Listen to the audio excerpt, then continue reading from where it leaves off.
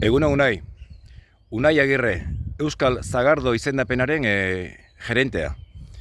Barendabiziko galdera, Zagardoa eta zahardotegiak zer dira Euskal Herriarentzat?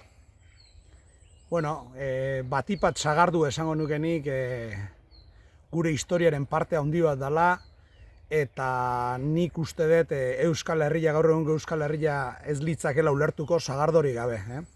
Garai batean, edari bat izateaz gain, gure elikadurako parte oso garrantzitsu izan zelako, Euskal Herriko parte handi batean, eta gure historian ze sustrai izan duen ikusteko, adibidere garbina da gure sagarmotak ikustia. Gutxi gora bera kalkulatzen dugu 1800 sagarmota desberdin ditugula Euskal Herrian sagardo egiteko.